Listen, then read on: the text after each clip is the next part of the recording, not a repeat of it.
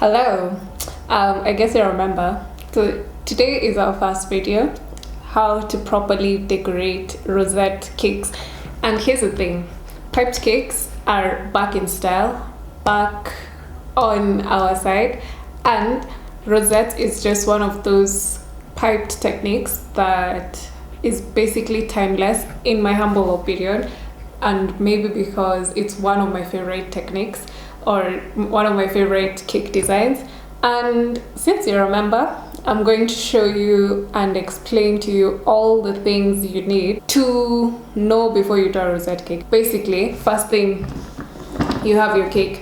If you wish to trim your cake, you can, but the good thing with rosettes, you don't have to do it. But first very important tip is the size of your cake board. Normally, or recommended, this is a 6-inch cake that I'll be working on. It's recommended when you're doing a 6-inch cake to go 2 inches higher with your cake board. So if it's an 8-inch cake, you do a 10-inch board. If it's a 6-inch cake, you do an 8-inch cake. But obviously there's no limit to how bigger the board can be. But when you're doing rosettes, doesn't matter, because with most piped designs, 6-inch cake with 8-inch board works just perfectly. But with rosettes, you need a bigger board. So with a 6-inch cake, you need to go like 2 sizes higher. So with 6-inch cake, you need a 10-inch board minimum. And that's because when you're piping, how you pipe the rosette, it bulges out of the cake. When you use the recommended cake board size, which would be 8-inch, so I'm assuming this is an 8-inch cake. If you're using a 10-inch board on an 8-inch rosette cake, when you're done piping, yes, there'll definitely still be room on your board, but you're very, very likely to like smudge the cream on areas where you need to lift the cake board. And so I will always recommend any piped techniques, but basically I always go a size higher with my boards instead of the recommended one, just for tidy's sake, to be tidier, but also just for when you're trying to lift the board off of, like, say if I want to take my cake board off of my turntable or the box, there's still enough room for, you know, that time when you're lifting the cake and then your finger slips. So even if my finger slips, I'm not going to smudge into my rosettes. But when you do, let me push the cake. If I had done my rosettes, if I did my rosettes how it should be, like this is how much space there would be. And if I try lift, so if you try touch, like your finger will be so close to the cake while you're lifting, which if this is the amount of cake space left, when the rosette is covered, there'll be much less space and your finger is very likely to smudge your design, which is what we're trying to avoid with our rosette. So that's tip number 1. Always ensure the cake board is bigger than you would normally do for a regular cake with just a border. So our 6-inch cake will go on a 10-inch board. Also, another tip, while you're doing your rosettes, always try your best to make sure your cake is centered, like very central on the cake board, unless you want to move it a little bit further because maybe you're writing on the board. But if that's the case, I would definitely recommend, instead of using a 6-inch cake or a 10-inch board, I would definitely go 11-inch or 12-inch, but 12-inch will be way too big. So just go a little bit higher just to ensure you have a bit more room for your writing.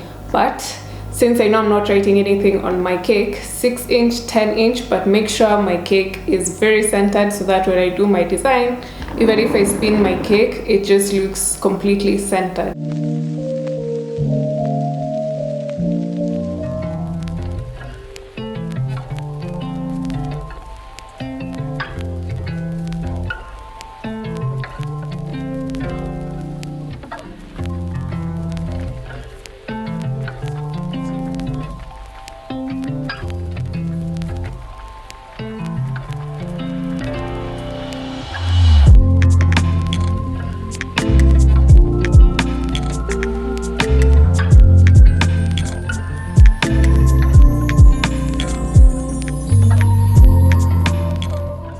You know how in all my cake videos, I usually do a full crumb coat. One benefit with rosettes is you do not have to. I would recommend, and I'm definitely going to do a crumb coat, but you do not have to, since adding the rosettes is adding a thick layer of cream.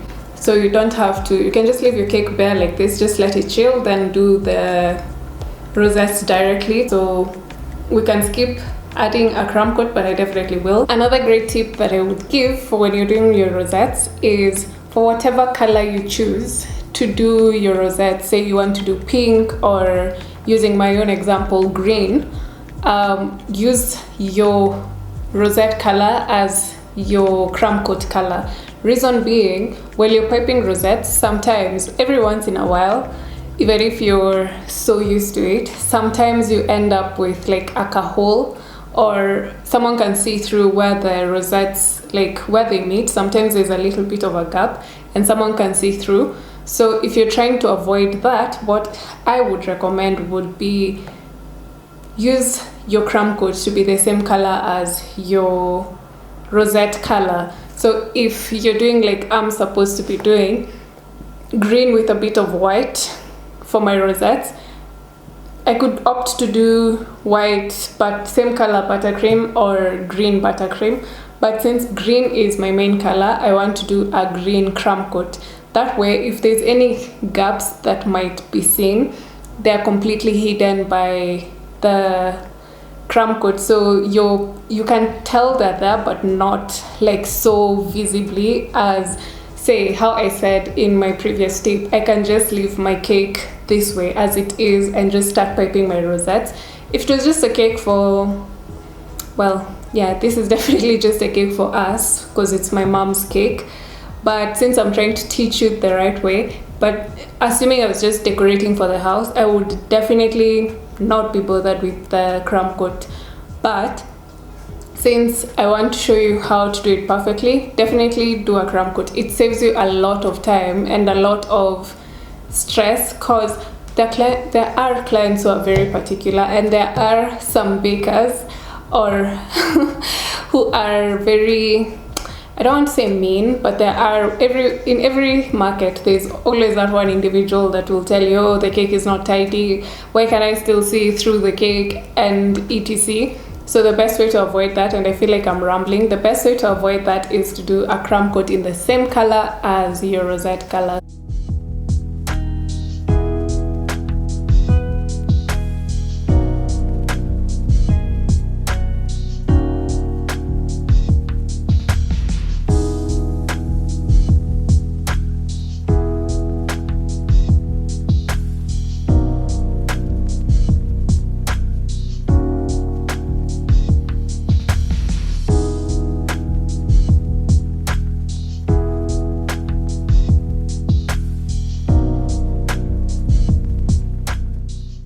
One great thing about doing rosettes is once I finish crumb coating, I don't need to chill my cakes the way for the other designs I do. I have to chill my cake for a couple of minutes, like 15 to 30 minutes before I can do the design. With rosettes, you do not have to, but I would recommend you do it, mainly because once this crumb coat is chilled or set, while you're doing your rosettes, it's much easier. I find that they stick much better if this is dry, the crumb coat is dry, that's one. And two, my nozzle doesn't keep like scooping the crumb coat, especially where the layers are, because that is a bit thicker. So that's the thing. Also, to add another great tip for your rosettes, before you start, so let's say you've not chilled your cake, you just decided I'll just continue, which I would normally do. Before you start piping your rosettes, always clean your cake board, because once you start working on the rosettes, once you're done, there's zero way to clean, because once you try rubbing the serviette or towel or whatever it is you use to clean your boards, once you try moving like on that, you're very likely to scoop out the bottom layer of your rosettes. So definitely clean your cake board at this stage. If you're going to chill your crumb coat for a bit like I want to, definitely clean your cake board at this stage, so that when you come to do the rosettes, it's much easier and smoother for you. Our cake has been chilling for a little bit, and now we're ready to pipe the rosettes. So you can use any open star tip. I would recommend, and very many people will recommend, a 1M. I find the rosettes look much more rosy, or any other big star tip but open.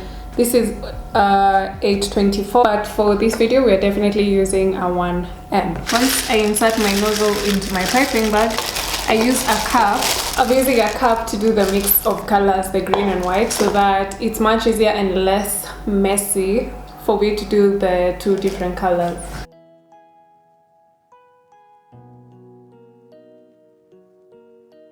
One more thing I forgot to mention is when making rosettes, or rather when doing rosettes, always do double or triple depending on how wide or how tall your cake is. For a 4-inch, like 8-inch cake, I would definitely do double batch of cream that I would need. Like say if I'm doing a whipped cream cake, because whipped cream would be my best example because I know it by cups, I would use 2 cups maximum to layer the cake, cover the cake, do borders. 2 cups maximum, or 500 ml of whipped cream would be enough for an 8-inch 2-layer cake.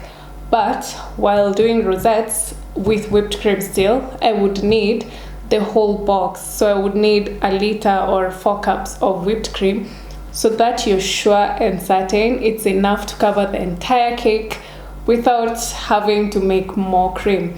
So when working with whipped rosettes, always make double batch or triple batch. You would rather have much more than you need than too little, especially if you're going to be doing a color, because if it's just plain white you can obviously easily make more. But when you're doing like pink or an ombre, sometimes when you finish making a cake and then you mix your colors again, they don't come out same color. So best recommendation is you'd rather make more just to be safe than having to make again. Also, another tip that I've just remembered, while doing rosettes, avoid filling your pastry bag too much because you don't want it to start melting as you're piping. So just put like half or so. So it's best to keep refilling your pastry bag or your piping bag as opposed to putting too much, because if your hands are warm or if it's hot outside, the cream is very likely to melt as you're decorating, like to get warmer because of your hands holding. So the cream here, this might make stiffer rosettes as opposed to this one. And that's also why I recommend chilling your cake for a little bit before decorating, because if the cream at the bottom of your piping bag is starting to get warmer and your cake is chilled, they're more likely to stick. So in case you're wondering why you're this close to the cake, it's so that I can show you better. So your piping tip, as I said, we're using a 1M and the cream is coming out. Don't place your piping tip on the cake board. Lift the piping tip just a bit so that you have a bit of room to do the piping. If you prefer clockwise or anti-clockwise, I prefer to go anti-clockwise, so that's what I'll do here, but you can go either direction. So start a little higher so that you have room to come down.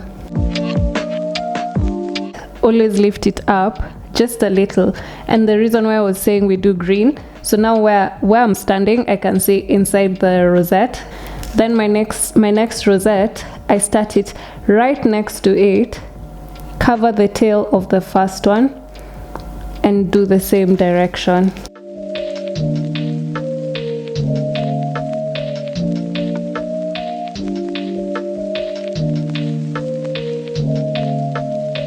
So we keep doing this same thing we've done from the beginning until we reach the end of our rosettes.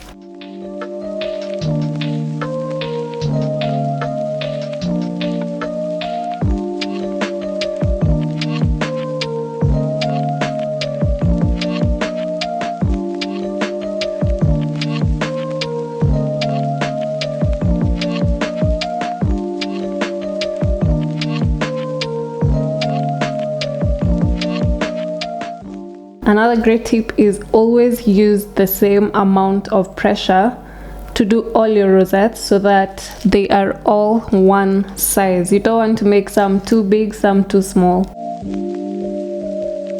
And then for the last one, which is also called the tricky one, like that.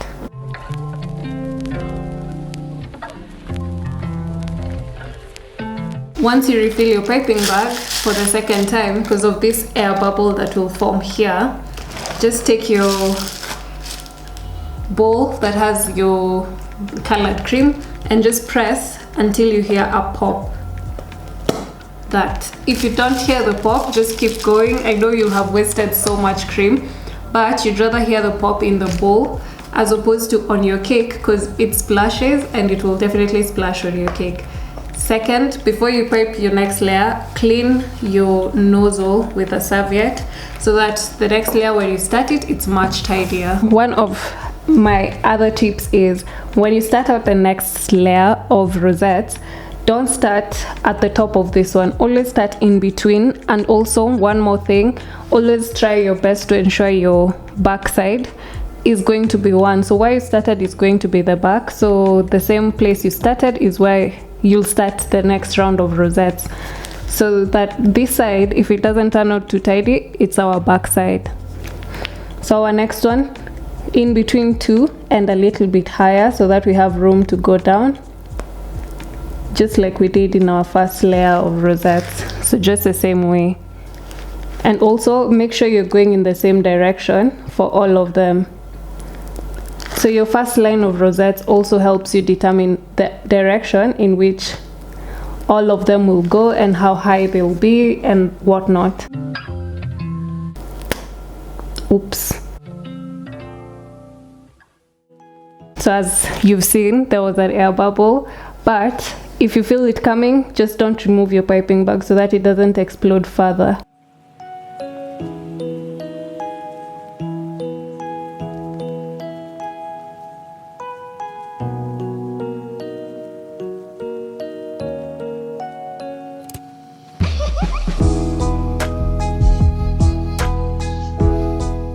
And as you're piping, try your best to make sure while you're going down, you're covering what would be the gap in between here and the next layer of rosettes.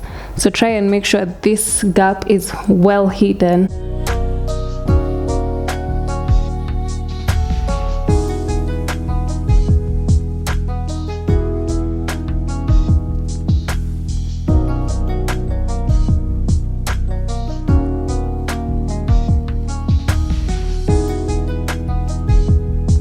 And just like with our second layer, start in between where the last one is and the first one is.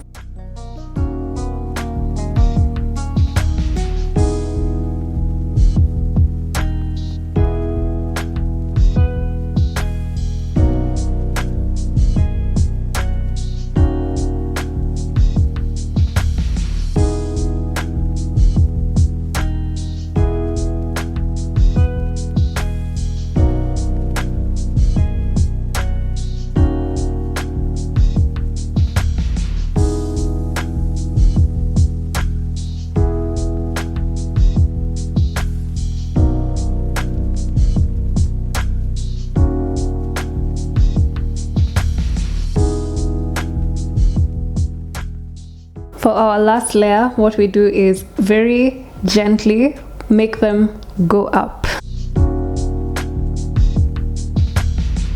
Like that. That way, they hide our line and still reach the top. So what I would say is avoid piping too big so that they do not fall off. So you can see it's literally making itself like fall down, but if you're using a good amount of pressure, they will not fall. So you start where the line is and then bring it down. As you swoop, make the rosette, it will bring itself down.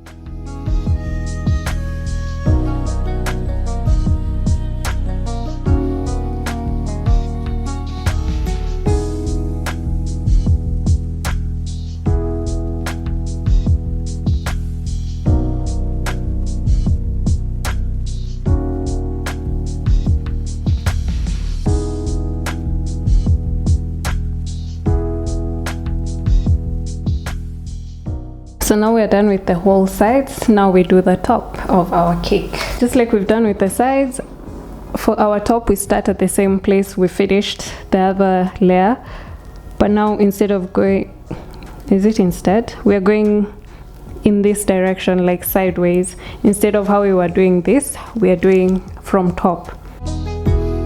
So hold your nozzle as much as possible in a 90-degree angle, like this way, so that you make the perfect rosette.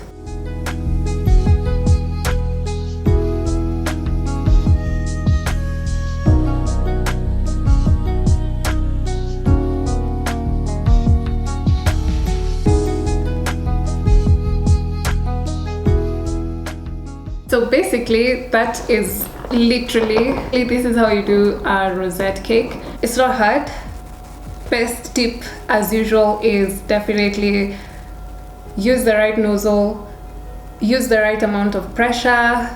Definitely the cake board tip, use a bigger cake board so that you have room. Like see, if I place my finger, my cake is not back in the fridge yet, so I'm afraid of touching and messing. Where I place my finger, there's still enough room for me to like hold.